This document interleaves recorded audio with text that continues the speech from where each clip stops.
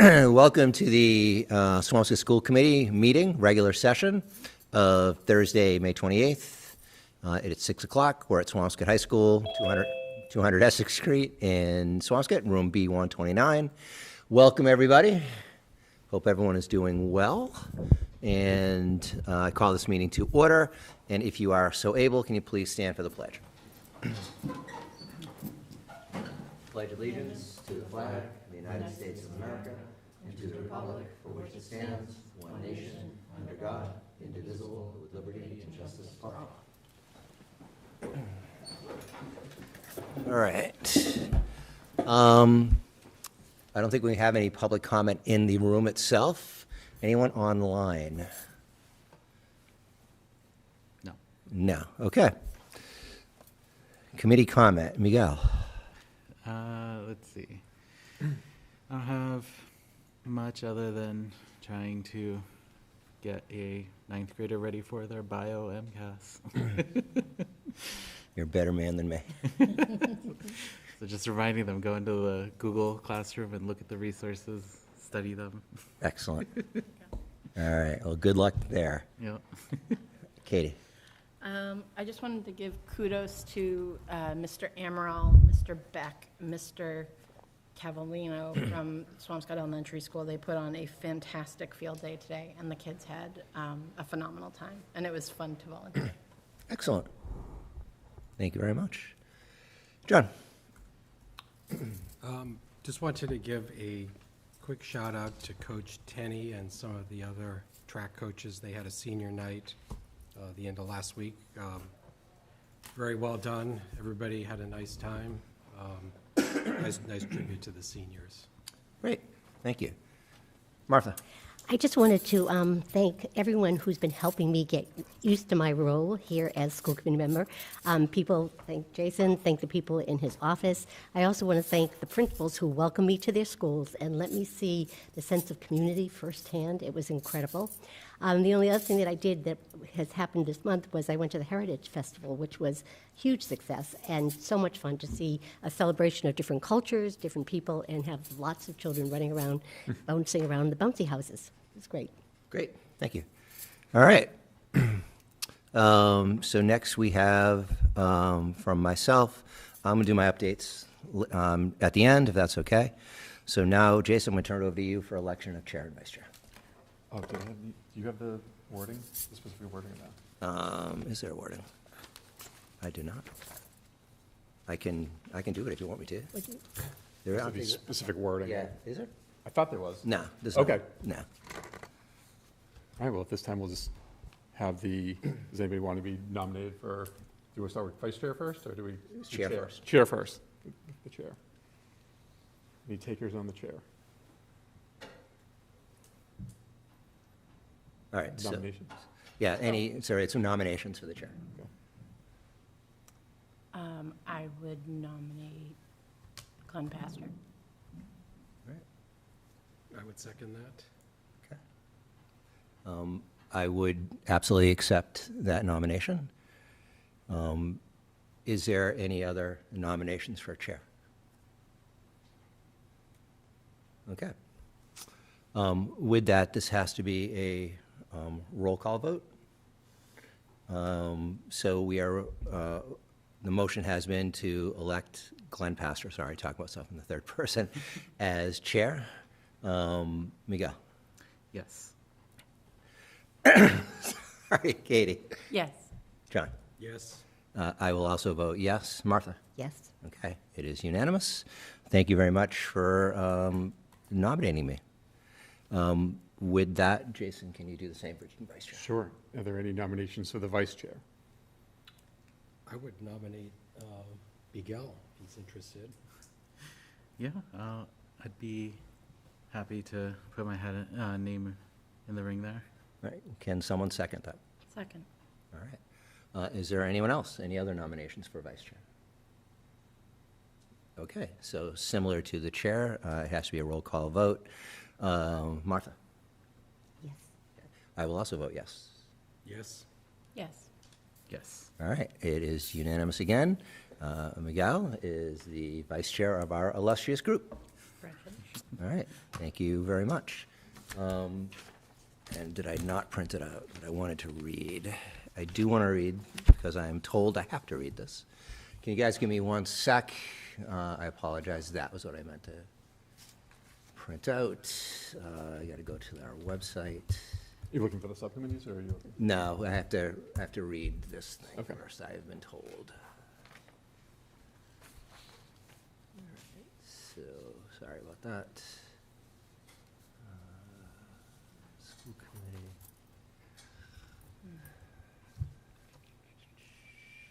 School committee policies.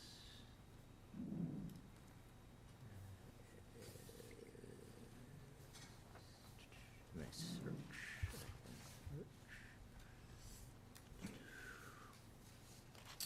Sorry about this. I believe it's C. It is, that is not it. How about B? Yeah, here it is. Legal roles, committee, power, authority, chair. No, maybe it's not in here. Powers, that's the powers of the school committee. There was something in here about the chair, but if I find it later on, I will read that. I apologize for that. Oh, here it is. I did find it. Okay. You guys just said, I just have to read this. This is under our school committee policies, file BDB, school committee officers. The chair of the school committee has the same powers of any other member of the committee to vote upon all measures coming before it, to offer resolutions and to discuss questions. Again, these are pretty old, so we're going to have to change this because it says he, but he or she or they will perform those duties that are consistent with the office and those required by law, state regulations, and this committee. In carrying out these responsibilities, the chair will sign the instruments, acts, and orders necessary to carry out state requirements and the will of the committee, consult with the superintendent in the planning of the committee's agenda, confer with the superintendent on critical matters that may occur between committee meetings, appoint subcommittees subject to committee approval, call special meetings of the committee whenever necessary, be public spokesperson for the committee at all times except as this responsibility is specifically delegated to others, be responsible for the orderly conduct of all committee meetings. As presiding officer at all meetings of the committee, the chair will call the meeting to order at the appointed time, announce the business to come before the committee in its proper order, enforce the committee's policies relating to the order of business and conduct of the meetings, recognize persons who desire to speak, and protect the speaker who has the floor from disturbances and/or interference, explain what the effect of the motion would be if this is not clear to members, pardon me, restrict discussions to the questions when a motion is before the committee, answer all parliamentary procedures and inquiries, put motions to a vote stating definitively and clearly the vote and the results thereof. The vice chair of the committee will act in the absence of the chair as presiding officer of the committee and will perform such and other duties as may be delegated or assigned to them. And that is MGL 71.36. All right. So next, we have the appointment of subcommittees.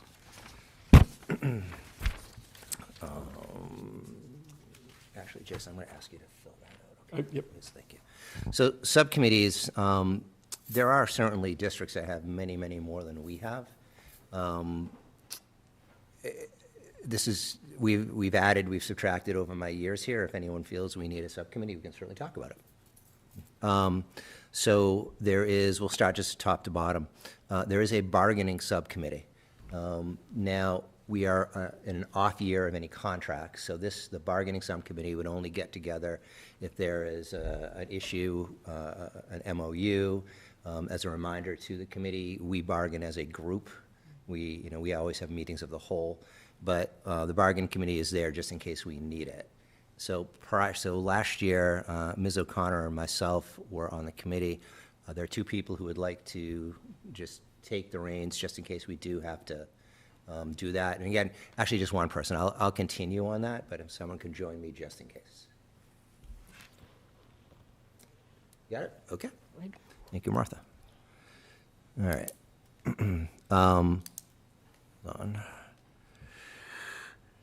Next is budget and finance. And we tend to do everything as a meeting of the whole.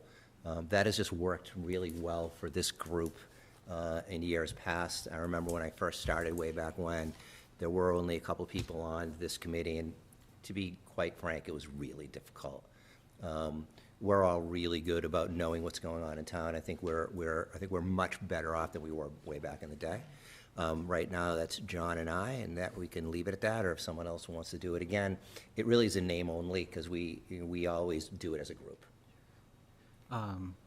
One thing that I did want to see if people felt comfortable with is potentially tacking on facilities as part of it. And the only reason that I bring that up is because I know one of the things that you've asked before is around naming. And if the committee itself had that, then it could look at the donations that may potentially come with a stipulation for naming, and would make it easier in that situation. Just a consideration, but it could also be its own individual subcommittee as well. So that's a really interesting point, and that's something we have actually talked about. I wonder if, I think we probably have to get Darren to weigh in, but I wonder if that should be its own animal, because we definitely have some things out there that we all are gonna have to deal with. With that committee that we're gonna put together, when they get together, it would be great for them to go to the subcommittee versus to the entire committee, and then have the subcommittee report to the school committee. I think from a legality point of view, that makes perfect sense. So I would entertain a motion to have, I think, a separate, what would we want to call it? Facilities/naming committee, I guess? Yeah. Is there any other district that has something similar? There are some other districts that do. They kind of combine it with the finance one. Oh, we can, if the group but they thinks. but they keep the budget one potentially. Oh, by itself? Yeah. All right, so, that's really interesting. It doesn't sound like there's any harm in exploring the Yeah, independent one. yeah, so why don't we explore, if it's the will of the committee, Jason and I will explore, just make sure we're not getting ourselves in any trouble, which certainly would not surprise us. And then I'll come back at the next meeting, and we can just add that to the subcommittees. Miguel, I think that's a great idea, because we are definitely gonna need that. And I love the thought of having the committee, then go to the subcommittee, then go to us. Keeps it a little bit more manageable. Yeah, it looks like some other ones name it the Facilities and Operations Subcommittee, Okay. or they name it as Health, Safety, and Facilities. Okay. So why don't we all do a little research, and we'll put that on the agenda for next time, the next meeting, and we'll add that subcommittee. I think it's a great idea. Thank you so much. That's great. But I wouldn't have any issue staying on this Okay. as is. All right, great, and so will I too. That's fine, that's okay. In the past, we have talked about a communications committee. It could really get us in trouble. It really can. Yeah. Well, I have an idea. Okay, Because I was looking into this to try to see what other committees do. Yeah. And some of them call it the Community Engagement and Communications Subcommittee. And it's mostly for when there are big topic items that are coming up for that subcommittee to meet potentially with the public, okay, to gather the information, which then could present it to the committee as a whole. And the only reason that I'm thinking of this one is for one of the policy things for later. that's right. And I feel like that could help with funneling communications Okay. in a more organized manner, so that way we could present it to all of us a little bit more sanitized. Yeah, I think that's interesting. Again, the subcommittee would have to be incredibly careful not to speak for the school committee. So it really would be like a fact-finding. Yep. But given what I know you're gonna chat about, I think that's a great idea. How would you like to be on the how would you like to be on the well, so would you like to be on the communications subcommittee, knowing that policy's coming next? Yes, I can be on the communications one. Does anyone else, you want to be on the I'd be committee? interested. You want to do that? Are you okay? Okay. So let's do that.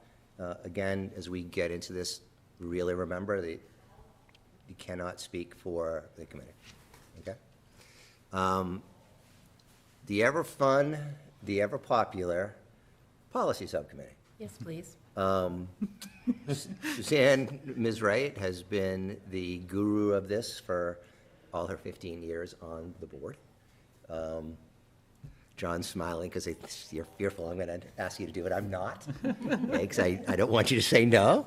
I think I've spoken to a bunch of you. I said I absolutely do not want to do it.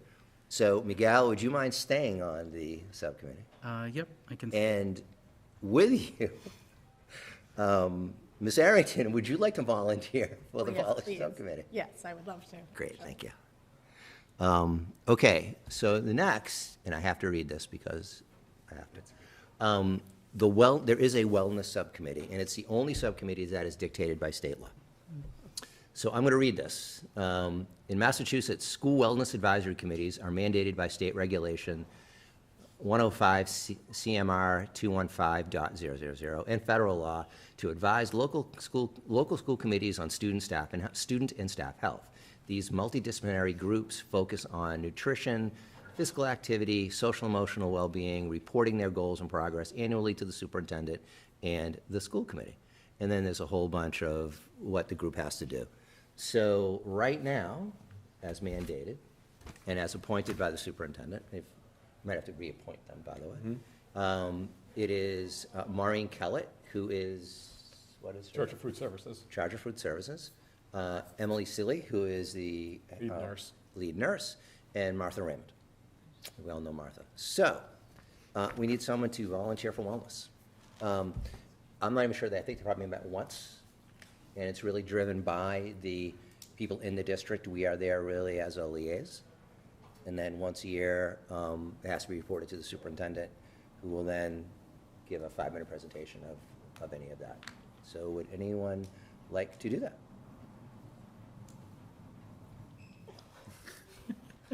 So I have a question for you. So Go.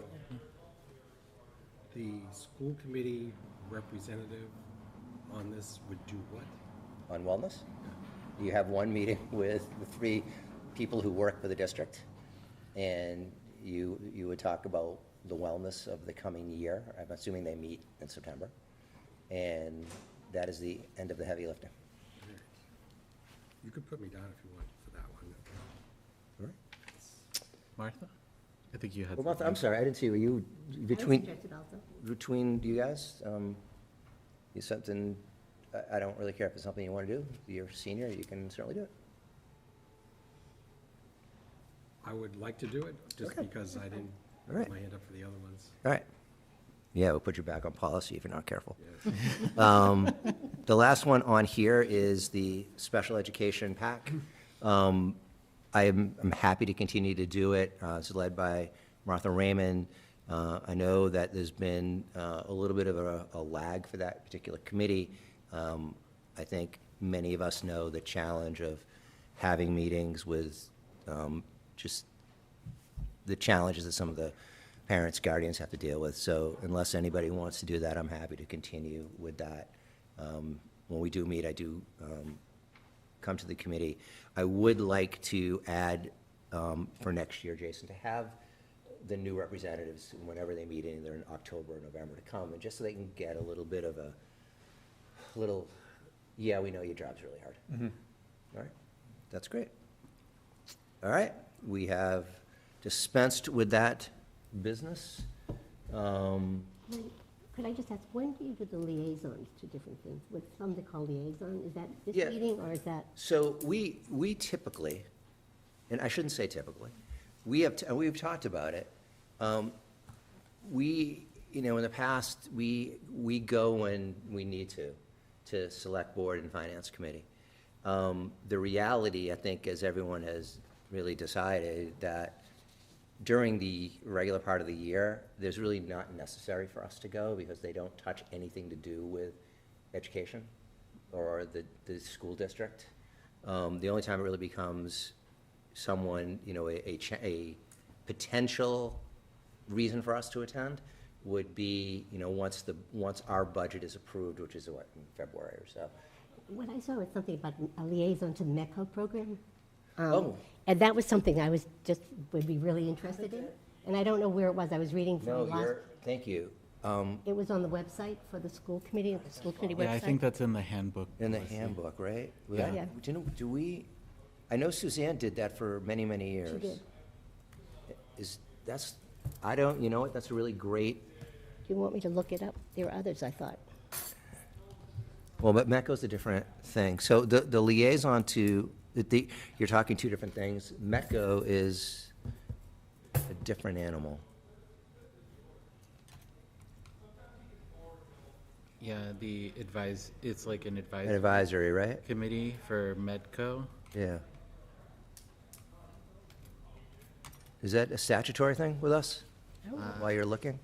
Is that a I statutory? don't know if it's statutory, but trying to see if it is in our policy book. I know it's in our guidebook that we put someone there. All right, well, why don't we do the same thing with that? Let's dig into that to see the hows and the wheres, and then we'll Yeah. appoint somebody to that. Well, I would be interested if Okay. we decide that we have one. Yeah, It's a good suggestion. yeah, it's a great suggestion. Somehow it fell off, and, since I've been on the board, Suzanne has always been the liaison to that. We'll definitely just make note we have to deal with Yep. next time. So the other thing, Martha, to your questions, is liaison to the board, the other committees. We talk a lot about it, and I think it comes down to really, during the year, this is not much for us to liaise with, and it just becomes a time factor, I think. When we approve our budget, which is February, early February or so, after that, I think we certainly could discuss, having a liaison. The challenge with a liaison is the liaison can't really answer questions for the committee.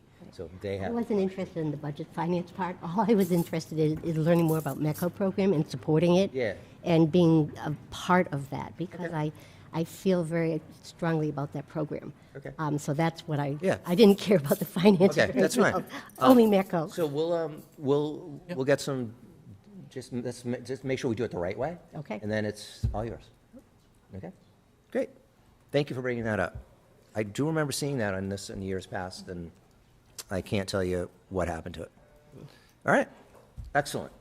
So the one last thing to do before you take off, Joe, if that's okay, is the dates, proposed school committee calendar.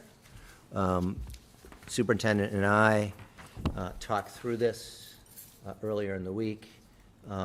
Like anything else, we can have calendar for the year, but as we get to budget season, all this is thrown off. So I think we'll start with, we have one more official meeting, June 11th. That also includes, by the way, I think it starts at 4:45. We're going to all have a lesson regarding computer safety, privacy, FOIAs, and of course, really the lack of privacy on these computers. And Ms. Mackey Knowles will be talking about that, and Jason and I will have an agenda that we're going to talk about. And then and just as an FYI, we may have to add a meeting late in June. I know the superintendent is out. We do have to deal with the evaluation of the superintendent. I want to make sure that's okay to wait until August, I believe it is, or late August, so we'll deal with that. The next thing on the agenda really is, for this calendar, excuse me, we will have a July workshop. The week, if everyone is available, the week of the 20th, it's either the 20th, 21st, or 22nd, and the exact date will depend on the availability of Copeland and Page. Because they'll come in and they'll do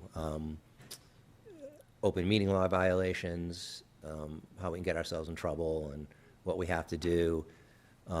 If Ms. Stella is available, I know it's the middle of summer, we'll have Ms. Stella come in and talk about budget, very digging deep into the budget. I know we're also working on something else for yourself, Martha, and for you, Katie, although you're not familiar with it, but to sit down and go through just the kind of intricacies of the budget. And I know there's some questions that we could certainly talk about here, but it really gets into the weeds. That'd be great. Is anyone away that week, July 20th, 21st, and 22nd? Not away, but I may have a work conflict that week. Okay. The week after, actually, I'll have a work conflict through that week. Through that week. So after that, like the following week and after, I'm good. All right, so so I could the following week, and you know, and if Ms. Stella can't join, that's okay. All right, how about you? I'm actually not here the following week. All right, and then the week after that, I am not here either. So, So let's, yeah. in that case, let's plan for the week of the 20th. Yeah, I'm not overly concerned with you not, because just given you've heard the spiel a lot. So let's tentatively put it in for one of those few days. I will work with Miguel, and we'll come up with dates. I'll clear it with Darren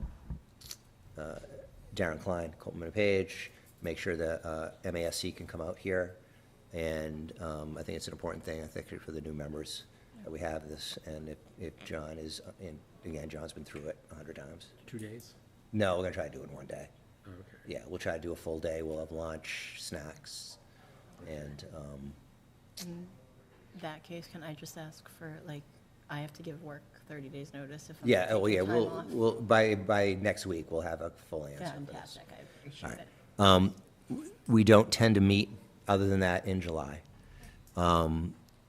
August, this is a wonky year because Labor Day is so late. And so we could potentially meet the first day of school. It's kind of what happened last year. That caused a little bit. Yeah, I'm sorry. Little bit of challenge, so we may not do that. We just may wait to the early September. And again, these are just basic things. What I like about waiting to September 10th is that it gives everybody 2 weeks to kind of get their feet wet in the school year, and people can come in and tell us how it's going. But again, if there's a dire issue, we can meet at any time during August, especially late August. So if we want to, you know, we potentially could throw something on. If we need it, we do. If we don't, we don't. But we learned from last year by having it on the first day. It was just a little difficult, I think, for everybody concerned. Right, superintendent put in 172 hours at a 24-hour day. All right. You'll also notice that there's some notes in here. In January, we will, you know, I think it's the 7th, we have our public meetings on budget and school choice. Again, school choice has been normally all 5 minutes, but the budget is long. We may meet on the 17th, it's a committee of the whole, again, to talk about budget. This is in December, I'm talking. And then we do that the first, I'm kind of skipping backwards, that's really when we gain our look at the committee gains its full look at the budget. In January, kind of the same thing. We can add a meeting on the 28th if necessary. I do know from the town point of view, they are trying to not get into approving the budget in May. And really, as I think I've mentioned to a few of you guys, it can be a little challenging when new members come and asking them to vote on something that they really know nothing about. They may think they do, but they don't. And it's not really even on us, it's more of the select board. So I know they're trying to approve it much earlier and approve the warrant much earlier, which I think would be great for us, to be perfectly honest with you. We have our public meeting on the 4th. We vote on the budget on February 4th. We add dates as needed. Same thing in March. The second meeting in March on the 25th, we just potentially put that in as a joint meeting with all the committees because it seemed to work really well last year. So we figured we just put it in there. Same thing in April, as you guys probably heard and you read. We meet whenever we have to meet when it comes to budget, okay? then May and June. And so that's kind of it. Again, it's a little bit fluid, especially the workshop and, do we meet in late August? But other than that, it's pretty standard stuff. All right? Great. Any thoughts, any questions on this? Excellent. All right. So the only, I have just a couple comments from me. I do want to publicly say at least my personal thanks, and I think the committee's thanks to Mr. William Demento, who retired from town meeting after 53 years. I've known Mr. Demento for a very long time. I actually had his brother as a teacher way back when. I was talking to someone about that today, and I think there's a lot of things he said back then that he certainly could not say today that were funny at the time and I don't think could say. But 53 years is incredible. Mr. Demento said he started in 1973 in town meeting. I mean, I've done town meeting. I think I'm almost at 38 odd years, and that's incredible. So on behalf of the board, Mr. Demento, thank you so much for your service. Thank you for your guidance. Thank you for your disagreements.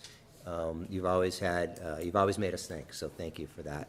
And Mr. Demento also did serve on the school committee at one time. I also want to say my congratulations to Pam Angelakis. The dedication was really great of Pam Angelakis Way. It was overdue, and it was really, I appreciate the town working with Ms. Wright to get that done. It's absolutely well-deserved. As I mentioned the other day, I've known Pam for a very long time. She helped all three of my children, and maybe some crazed parents on occasion. So congratulations to Pam. Glenn, could I just say, I was on the committee that hired Pam Yep. when she came to Swampscott. Right. So I was one of the ones that brought her here. Right. Wanted Yeah. you to know. I reminded her about the other day. Yes. And I remember sitting in a meeting when I was between my time in the school committee, when I remember making a presentation to have her appointed from assistant superintendent to superintendent. So the last thing I want to do, because I think this is just so cool, all right? This was in one of the local publications. I want to call out, and I hope this is okay, senior student Liam Donovan Walnut. Liam represented Swampscott at the National Geographic B. And he placed, it's an annual geography knowledge competition, similar to like the spelling bee. It was held recently. And he did incredibly well, and he actually ended up going to the National Geography Bee, where he competed with the top 38 students out of a pool of 6,000. He finished 15th place nationally, according to the National Geographic Bee results. Liam will be attending Syracuse University in the fall, studying political science. So, Liam, I am also a geography wonk myself. I like that stuff. That goes back to the late, great Mr. Mandarells in 6th grade. So congratulations, Liam, to yourself and your family. That is a fantastic accomplishment. Very cool. Yes. Very, very cool. And other than that, I don't have any other comments. Anything else from you, John, before you go see the concert? Nope, you got me for 10 more minutes. Oh, so- all right, great. Then I will, hold on. I will turn this over to the superintendent. Great. And since we have 10 minutes, I want you to hear some from the ham radio. Excellent. So, Mr. Casey, why don't you take it away? Sure. So, yeah, thank you guys for inviting us down. The Ham Radio Club here started last school year, the day before Thanksgiving break. We had a permission for fun day for a couple hours, and students brought in things they like to do. There's, like one classroom was a board game, another classroom students could go and knit. So I brought in my ham radio setup, one of my portable setups from home, and had about 5 or 6, 7 students come up there and made a couple of contacts. I remember we would make Germany and a couple of random contacts, and that kind of sparked some interest. So I pushed it a little bit, and this fall, these students and these guys and a couple other students came by and really wanted to get the club started. So I, of course, said yes. It's one of my hobbies. I've been a ham radio operator for about 5 or 6 years. It was my COVID hobby that I began with. So what we applied to the Federal Communications Commission for a club license here. So the club, the way that works is we get a club license that operates with me as the trustee. So the privileges I have at my level of license, they can operate under mine. So the FCC gave us a call sign, and then we applied for a vanity call sign. So we now have the vanity call sign of N1SHS, which I thought was very fitting. We had looked into, there was a radio club here in the 60s, and we had looked into using that old call sign, but I think we weren't sure if it was available. So and I figured the SHS was really good public presence. So we are now November 1, Sierra Hotel Sierra, a licensed club radio station. I think we go to the next slide. Who's got control? There we go. So this is just the purpose of club. The idea of ham radio is a hobby. A lot of technology that goes into commercial radios and cell phones and satellites come out of ham radio, come out of amateur radio, because when we're licensed, we have freedom to try new things, to make new antennas, to open up the radio and adjust things in it, as long as we don't cause interference to other operators, other radio services. So it really fills this sort of social connection sometimes with people. It's very technological. These guys are all involved with the robotics team as well. There's only like the 6 or 7 students that we have that have been active. 2 of them are not on the robotics team. The others are. It's very much this nice little sort of crossover between those very technical mindsets. We go to the next slide. This is just stuff. So technical literacy, right? There's a lot of technical parts to this. We were trying to get them licensed this spring. The time hasn't made itself available, but that'll definitely be a fall venture. Then the license is an FCC license. It's a federal license. There's no age limit to it, so at any age they can get it. STEM engagement, community support. A lot of amateur radio operators will do things like volunteer for the Boston Marathon to do the communications along the marathon, local road races. If there's emergencies and disasters, there's a radio service to help out with that. I'm a member of what's called Skywarn, so the National Weather Service has amateur radio operators and other people that will send in reports of local weather, because they sit down in their office in Norton and they can see the radar, they can see what they're on their screens, but they don't see this sort of really local stuff. So we're trained to send that stuff in. And then global communications. We can talk all around the world, and we have talked a lot of places around the world. So we can go next. All right, so yeah, so you can see here, this is up in my chemistry classroom. Do you guys want to talk a bit about the station and what we've done up there? Yeah, so this is the station. It's in the corner of Mr. Casey's classroom. We have 2 radios. It's a VHF, UHF radio. UHF, and then the other one is HF. And you can do they're different applications, but it's really cool. We've been able to talk to people all over the world, and it's been really fun.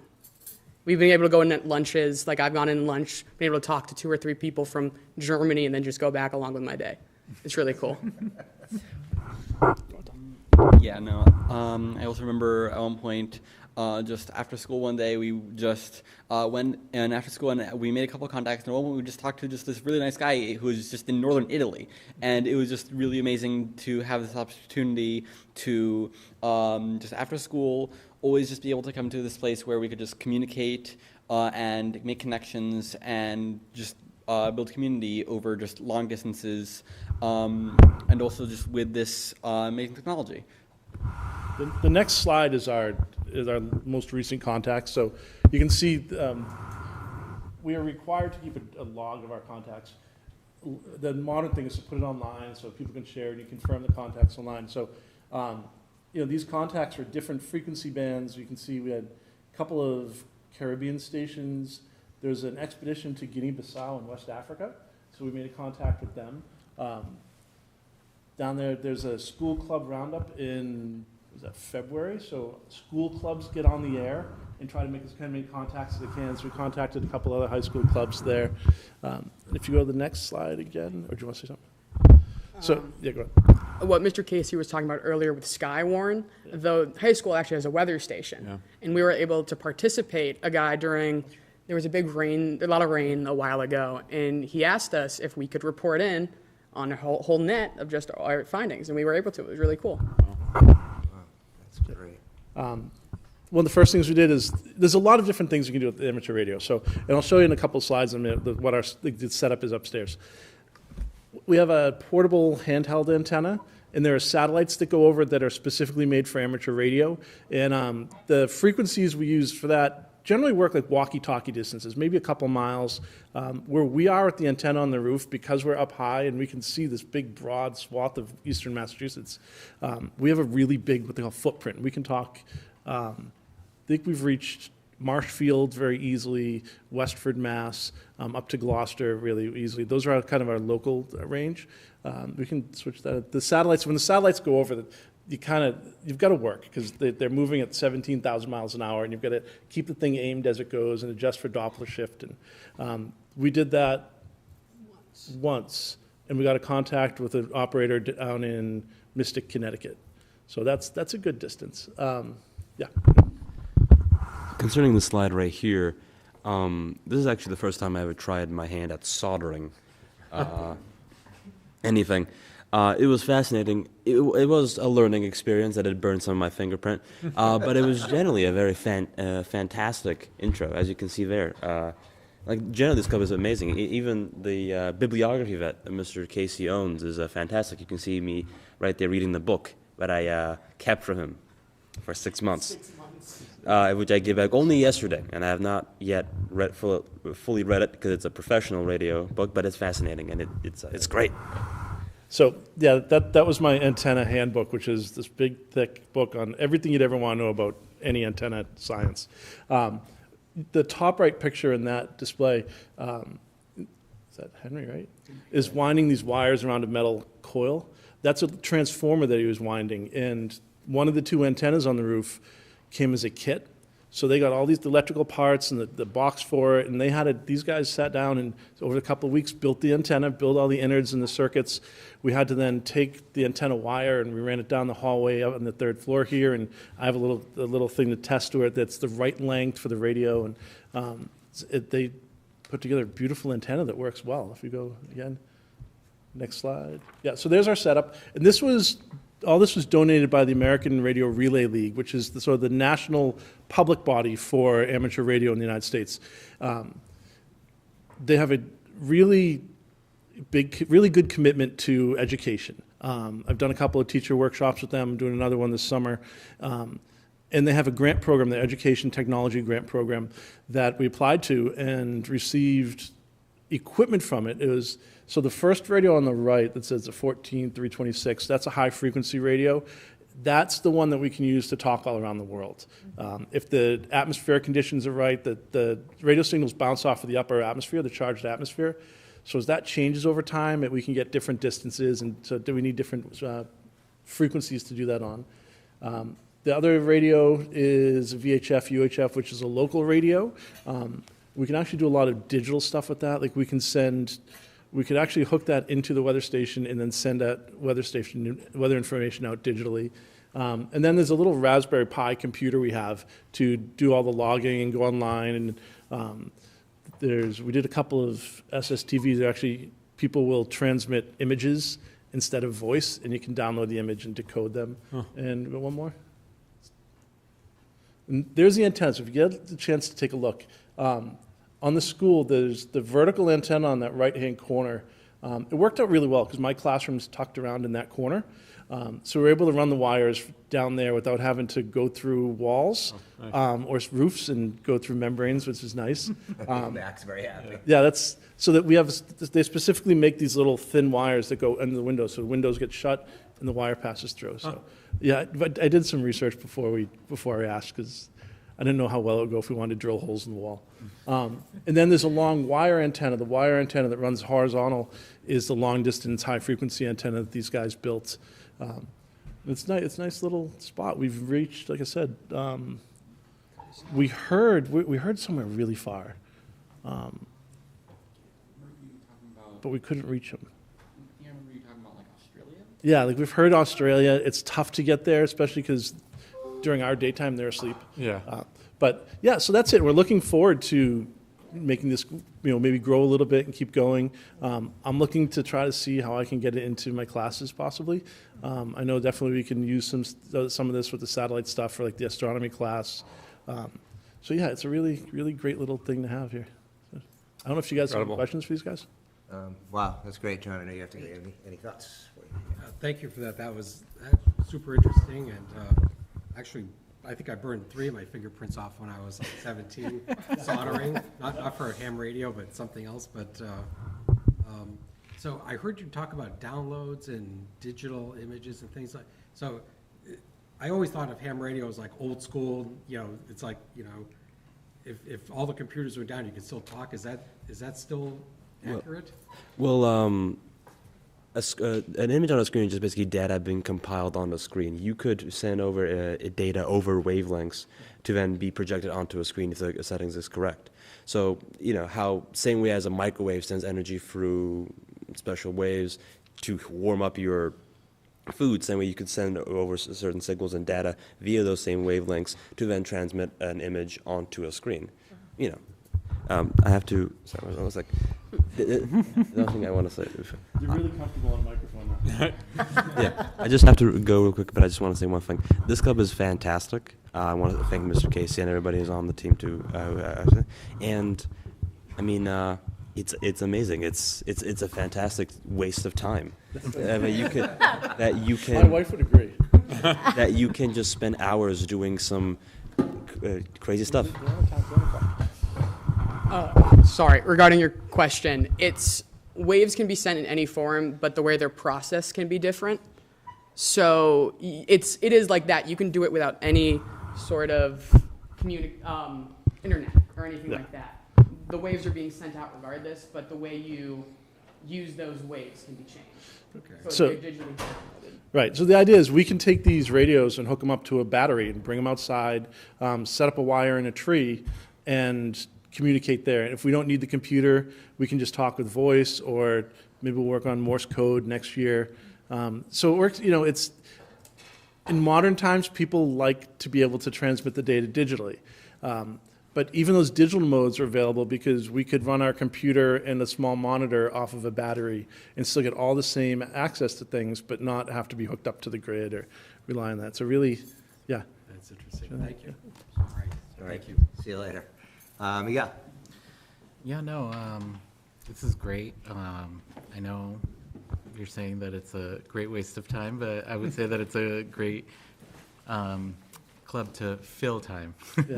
Yeah. Since most people are usually doom scrolling or just Well, I tell these attached guys to a that, screen. So you know- I feel like this is like a good break from that. Yeah. And you're actually communicating with other people that are located throughout the world, which I feel like just kind of broadens your horizons a bit, where you won't just ask about what things are happening locally here, but maybe locally over there, and maybe translate that to a connection that you'll have going forward. So.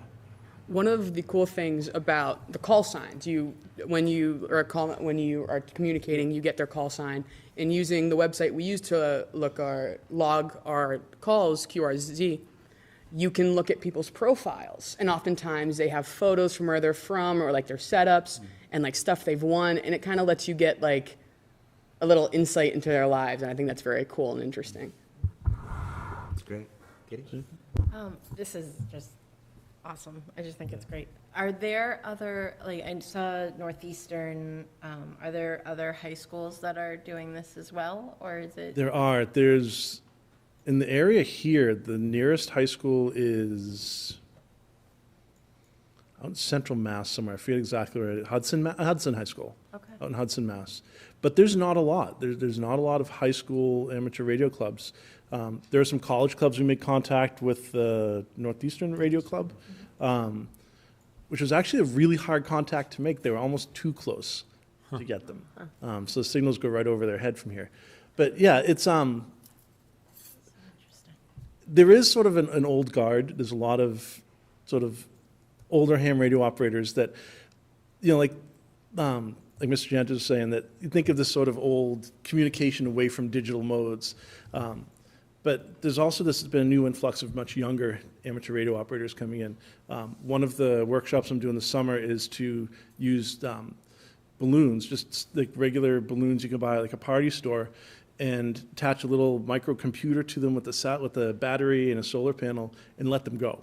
And they broadcast their temperature, the altitude, their position, and as it travels, hopefully around the world, people with their radios will get that data and come back, and it'll just kind of report its way around the world. So we were kind of in an awkward place here, because when we let it go, it's going to be over the ocean for a long time.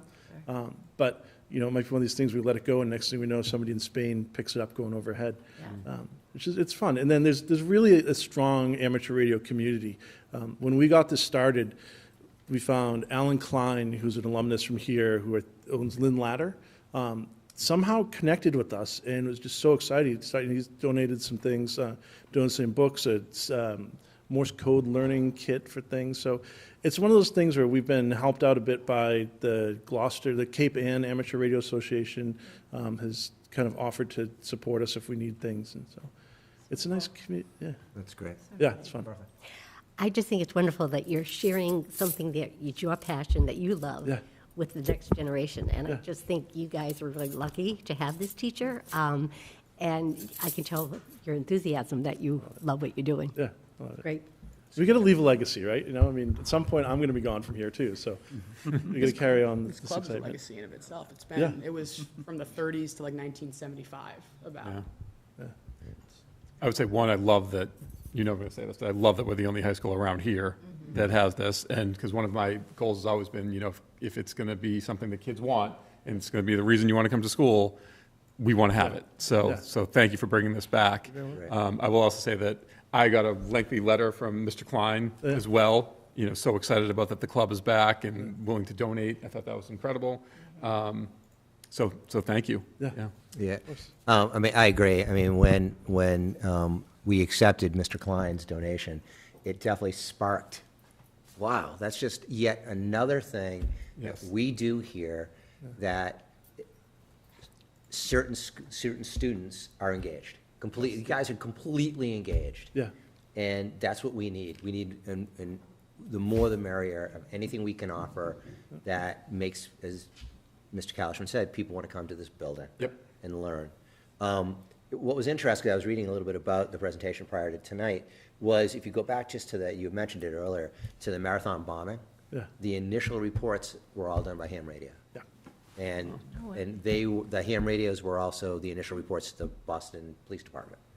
So it was really, really great. I wish you guys the best of luck. Please come back next year. Let us know how it's going. We will definitely. Great. We'll Thank have you. a bigger crowd for you, and we'll have some. Thank you so much. Appreciate it, guys. All right. Thank you. Thank you, guys. Thank you. Thank you. All right. And now we're on to my presentation. All right.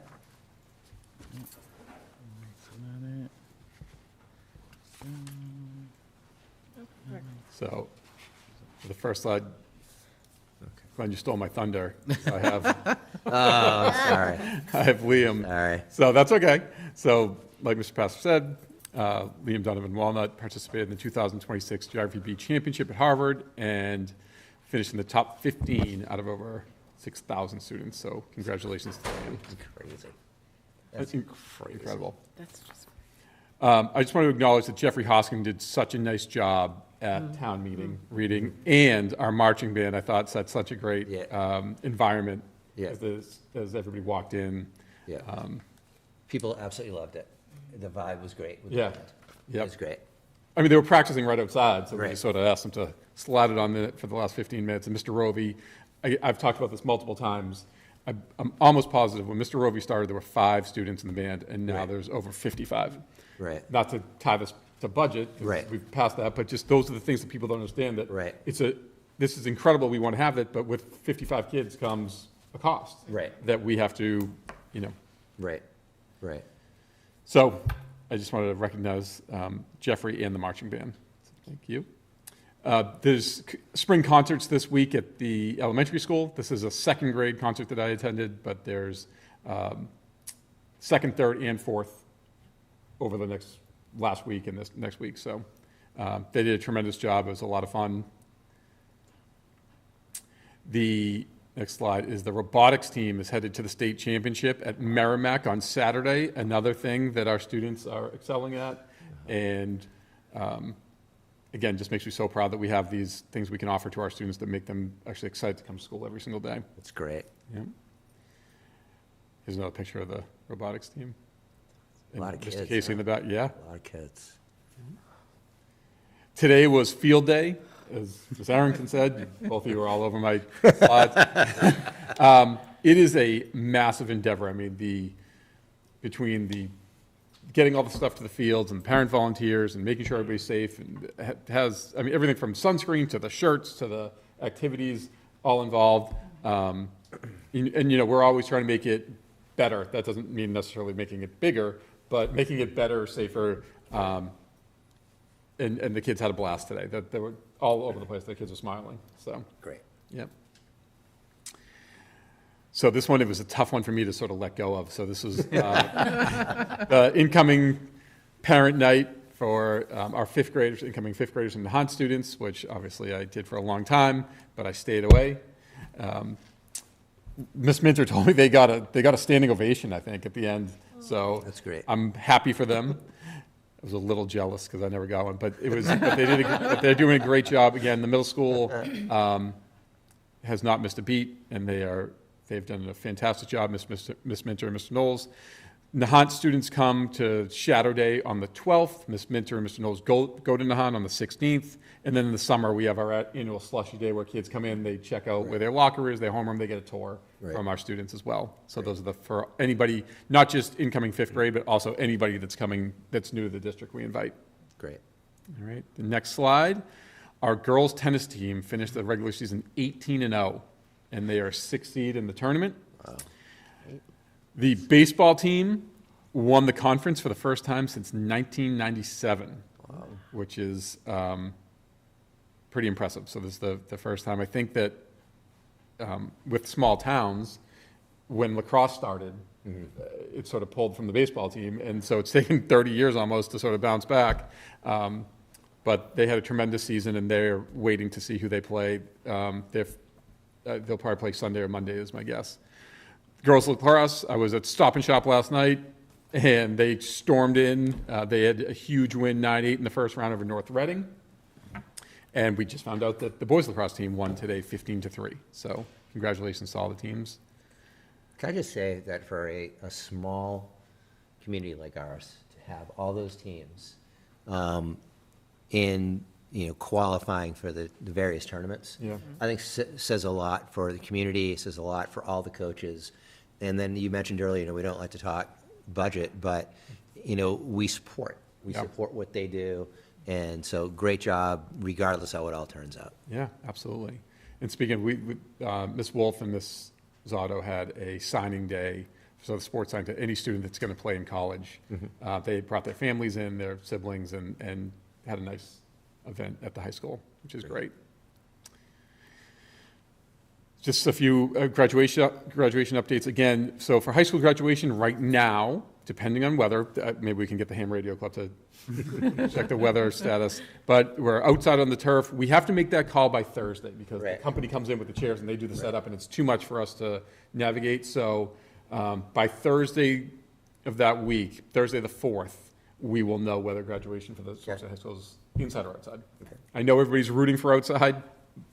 We'll make the best call that we can. Right. If it is looking like rain in the afternoon, but not the morning, we will flex the time if we have to. Right. But not the day. Right. All right.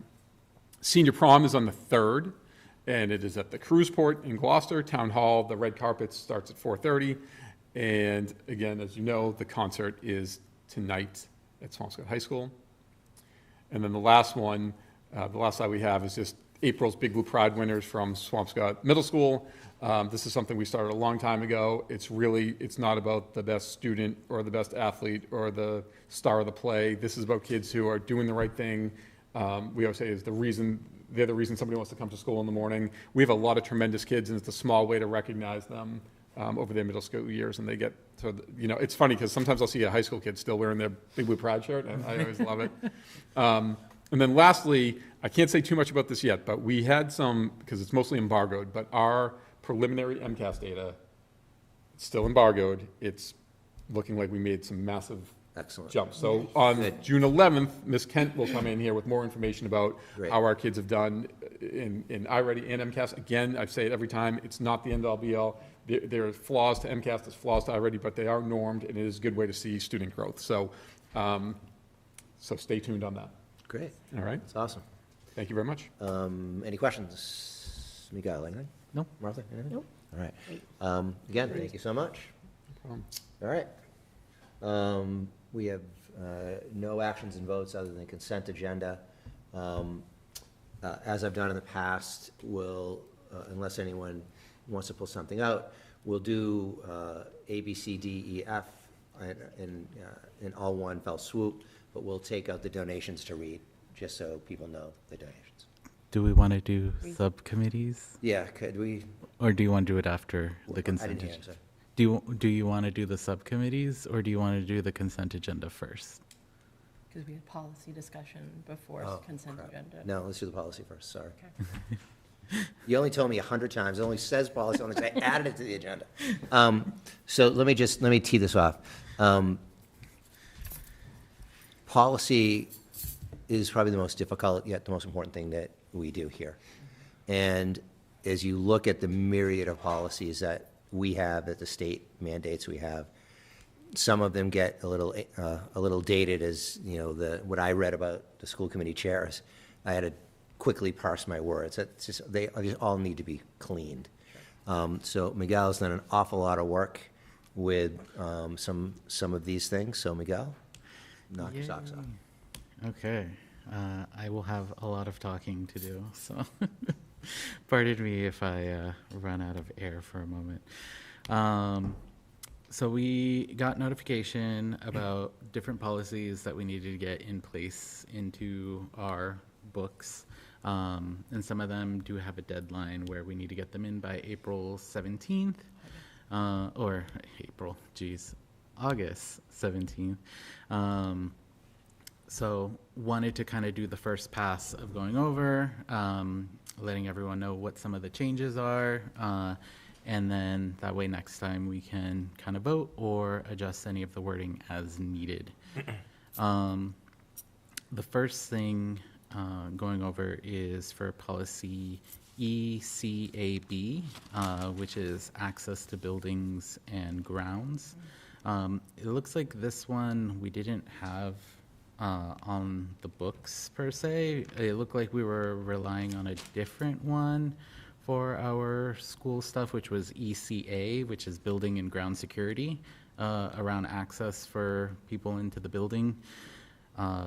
They're just making a sentence change into it, which is, and to personnel whose work requires it. So I'll read the policy here, which just says that the building and the grounds of Swampscott Public Schools represents a significant community investment, and the primary purpose of this investment is for students of the school district. It is in the best interests of the public that this investment be secured while nonetheless providing maximum possible community use of the district buildings and grounds. During the school hours, when school is in session, access to the building and the grounds of the Swampscott Public School are limited to the district's students, staff, and those with legitimate business with the school or district. Those visiting for recognized business must follow the district's visitor policy and accompanying procedures. Access to the school grounds during the school day, except for recognized school and district activities, is prohibited. During outside of school hours and on non-school days, the public is welcome to use the school grounds from dawn until dusk under procedures promulgated by the superintendent. Such use is secondary to use by any school and district activity or to any community use as provided through rental or donation. Access to the school building after school hours and on non-school days is only for attending school and district events, and for uses authorized by the superintendent or their decree. Access within the building will be limited to only those participating in the authorized event. And then the new sentence added from this point is, and to personnel whose work requires it, and that's the only change. Such access will be limited to those rooms and spaces required by the event, including appropriate restroom access. The superintendent will ensure these procedures, enact this and related policies are created and enforce, which everyone can cross-reference ECA, the building and ground management, the K1 or KI for visitors to the school, KFR, community use for schools facilities, and the KF, which is community use of school facilities as well. So this one is just adding that one little sentence that personnel whose work requires it is they're allowed to access the building is really the only change. I think the change is fine. I guess I have a question. So, we talk about school grounds in here. We don't own the school grounds. That's a town. We have no say whatsoever, other than school day, right? And even that gets a little gray. But I guess the council's fine with it. We should be fine with it. We should just for complete safety's sake, let's just make sure that any changes that you have, and we discussed the first read, is probably just sent to Darren, just to make sure. But if they added the line, that makes perfect sense. It's kind of surprising it wasn't in there to begin with. Great. So I could ask you, Miguel, just circulate that and call out the change and to make sure superintendent has it. And then, just prior to the next meeting so we can vote on this. Okay. Thank you. Then the other one was KBG, Parent Advisory Councils. This one was around the special education membership. It looks like they added a lot of wording in for that area. Let me see if I can present this, because that might actually help with seeing the parts that were changed. Here and share. Okay. So, Massachusetts general law requires the formation and support of specific parent advisory councils. These PACs can provide valuable feedback for the school committee. Committees that engage with the PACs to encourage stakeholder feedback. Other groups are invited. And this is the part down below, which is just around the Special Education Parent Advisory Council. The school committee shall establish a Parent Advisory Council on Special Education. Membership shall be offered to all parents and children with disabilities and other interested parties. This part was here already. And then the CPAC shall independently establish bylaws regarding officers, operational procedures. So it's like essentially doing kind of like the subcommittee situation that we have. But it codifies it a little bit more and puts it in line with recent rulings that were made. And as you can see, it's also so that way it can comply with open meeting laws as well. Great. So nothing crazy there, but anyone have questions around that one or anything they want to change? Looks good. Thank you. Okay. And let's see here. The next one is the JLCDS self-medication and self-carry of medications, which let me pull that one up. So that one, They were just letting us know that. Oh, I'm sorry, Miguel, could we can you please, on behalf of the committee, Jason, if it's okay, can Miguel just send an email to yourself and to Martha, just to make sure that Martha is aware? I'm sure she is, but just to make sure she's aware if there's any issues that she can get back to, you directly. Just to make sure that you're CC'd on all that. Thank you. Yep. Sorry. No worries. And the thing around the medication and carrying it is that they've updated the regulations by the Massachusetts Department of Public Health to provide safe and proper storage of medication, or safe and proper storage and administration of medication to students in the Commonwealth public and non-public primary and secondary schools. It also permits school nurses to delegate responsibilities for administration of medications to trained nursing supervised unlicensed school personnel. So it's mostly to allow the school nurses to be able to delegate the responsibility to another person in the school. I'm assuming that this is more for if there's a teacher in the room that could assist them. Right. Making sure that the rules are clear, that Great. they're allowed. So similar to what I just asked, can Miguel also send an email to yourself and to Ms. Silly, just to make sure, again, that Emily has seen this, and if there's any questions, could she just get back to both of you guys?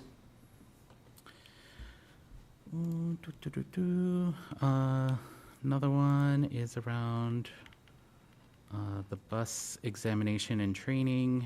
Is just to correct some outdated language. It's essentially to remove one sentence from it because it's no longer a legal requirement, which is that the bus drivers would provide proof of freedom from tuberculosis. So that is the only change in the bus driver examination and training. Okay, great.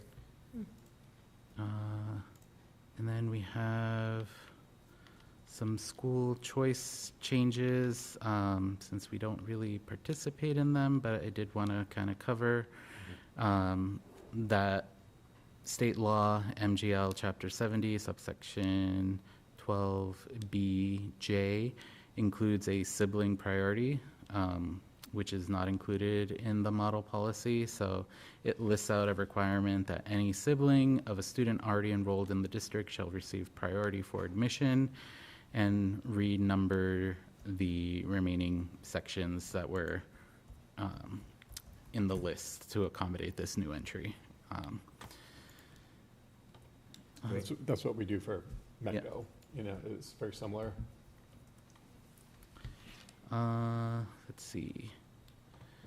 And this one, I know we'll probably have to pass along to Martha. This is the one that has the time constraint of August 17th, is JKAA, timeout, seclusion, and restraint of students. The policy has been entirely rewritten to align with the new state regulation. So DESE requires this policy and the accompanying procedures to be in place by August 17th.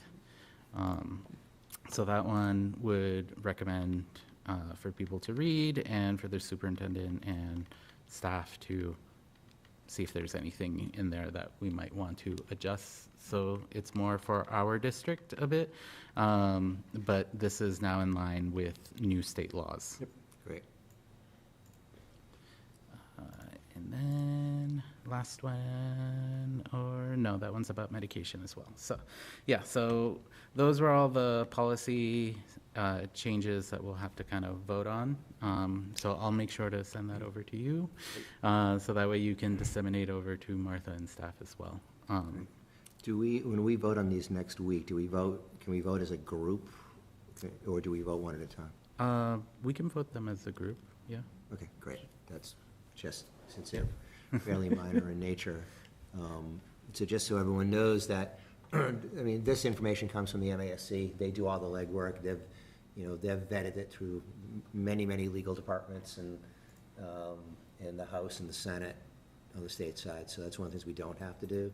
Obviously, we can, there are some circumstances that we can change, because again, it is house rule. But these seem pretty straightforward, and then, for you guys, we tend to have a read first, and then a vote later, unless something really needs to get done. Miguel, thank you so much. Oh, got Really one more. appre- Oh, one no, more one thing. more, I'm sorry, I Yeah. apologize. This one is more a discussion item and also for our parents to be aware. That's right. That the House passed the bill to protect children from social media and prohibit cell phones in schools. The Senate has already approved a version of this bill as well, so we may be seeing that we would need to update our policy in the fall to accommodate these new changes. So we would then have to discuss as a committee on how we would like to comply with this state policy. So the state is the one that's asking us for secure storage of personnel electronic devices, or making the use of them inoperable, or figuring out a process to not allow students to use their device from bell to bell is what they've been calling it. There is language in there to allow accommodations and exceptions as necessary, which is for students with IEPs or disabilities that require the use of electronic devices, documented medical needs, the treatment or monitoring of conditions, language access, translation needs, and authorization by the superintendent or designee. So we can make accommodations or exceptions even if there is an event of an emergency. So we are not trying to block anybody from their devices. It is more of trying to put guidelines around their usage. So I would ask for everyone to just mull on it a bit, and for anyone in the public to talk to your state representative if you have strong feelings about this, as we will have to comply with whatever they give us. Our current policy, I believe, is on the site, so everyone can go look for it's policy IJNDE, electronics policy, that talks about cell phones, headphones, smart watches, and similar devices where they mostly just have to be like in school mode. The high school is the only one that is That's what I was allowed gonna say, to use their device, and that's usually in like the lunchroom area. Yep. So I don't really want to, thank you, Miguel, Miguel brought this to my attention. I don't really want to discuss this now, because it really, even though it's not really on the agenda, and it's a very volatile issue. We have talked about this, so Miguel's going to his second year, and we probably talked it 2 years beforehand. People have some very strong views on it. And, I mean, I know I've attended several state-level meetings that we've basically said to the MAS, the Mass Association of School Committees, we need a policy, okay? And it's either yay or nay. Please don't do anything in the middle. Make it non-ambiguous, and we'll follow what we're told to follow. And I'm sure we'll have to spend some budget dollars to buy whatever they tell us we have to buy. But as Miguel said, we implore the public to please, if you agree, disagree, have an opinion, call your local reps, both House and Senate, because this is coming, and a change is coming. And whether we agree or we don't agree, that's not for us. We will have a policy in place, and then the superintendent and team will have to figure out a way to have that procedure in place. So whatever is decided at this point in the game, we have debated this 100 times, just we hope that a decision is made. And so we can go from there. And then obviously we would have to vote to then replace the policy that's in place, and we would vote to charge the superintendent to A, spend budget dollars, and B, figure out how to make it happen. All right? Thank you, Miguel, for being on top of that. Appreciate it. Yep. All right? Anything else from a policy side? All right, any thoughts or questions for what Miguel has talked about? Mr. Calisman? I was going to say, I have a lot of thoughts about this. I know you do. But I'll I know you do. time. I know you do. Well documented. Yeah, we all do, that is for sure. All right, so lastly, I shouldn't say lastly, we've got a few things to go through. The consent agenda. The consent agenda is designed to expedite the handling of routine and miscellaneous business of the district. The school committee may adopt the entire consent agenda with one motion. At the request of any committee member or members, any item or items may be removed from the consent agenda and placed on the regular agenda for discussion. We have 6 items this evening, 4 donations and 2 regular session minutes. So if, as been our practice, I'd like to read the donations, and then we can approve all at once. Okay, the first one is the Big Blue Baseball Boosters.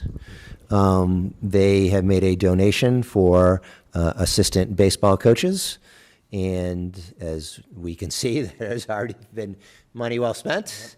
As we all know, that we all wish we could fund, a full program with multiple coaches, and if it wasn't for the boosters and the parents, that couldn't happen. So to the Big Blue Baseball Boosters, a heartfelt thank you very much for your very generous donation, and best of luck as you continue and start the tournament.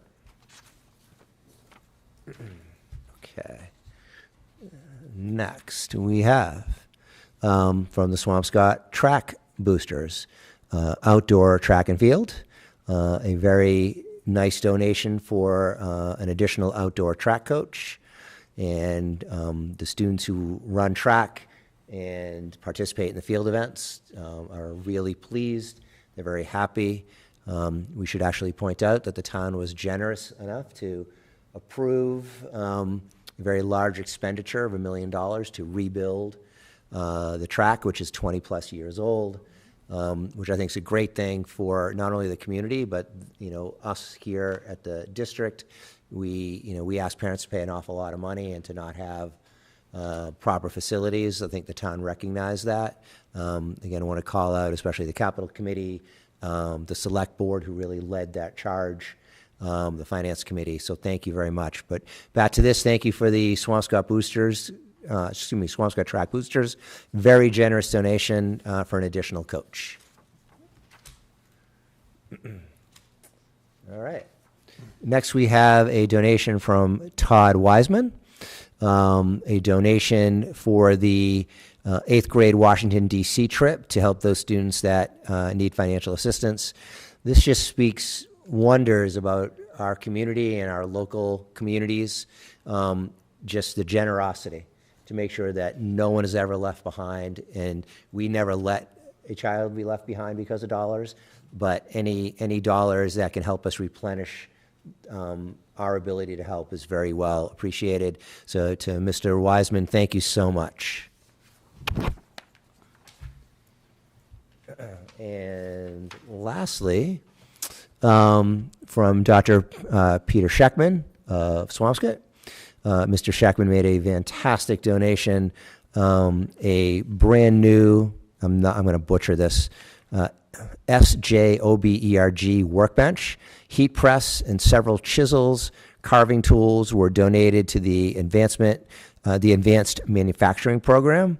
Yet another thing that we do here that finds students who want to come to school. Yeah. These are high quality tools, will be used for students for many years to come. There are some pictures in here of these tools. To Dr. Scheckman, your generosity continues to be incredibly appreciated by not only the school committee, the superintendent, but the entire Swampscott School District. And again, like the ham radio, and how many clubs do we have now?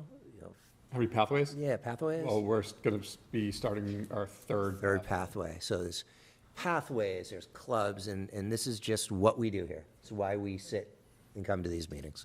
So Dr. Scheckman, thank you so much. All right, so with that, then we also have meeting minutes. So I can find my agenda here. We have regular session meetings from May 14th and May 18th. And if someone can make a motion to accept all of these.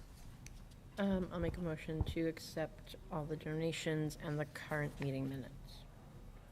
Is that appropriate? Can just read each, just like regular, Oh, okay. Sorry. that's okay? The regular May 14th regular session minutes and the May 18th regular session. Great, thank you. Can someone second, please? Second. All those in favor, say aye. Aye. All right, anything else we want to chat about this evening? All right, then can someone please make a motion to adjourn? Motion to adjourn. Someone second. Second. All those in favor? Aye. Aye. We are adjourned. Right.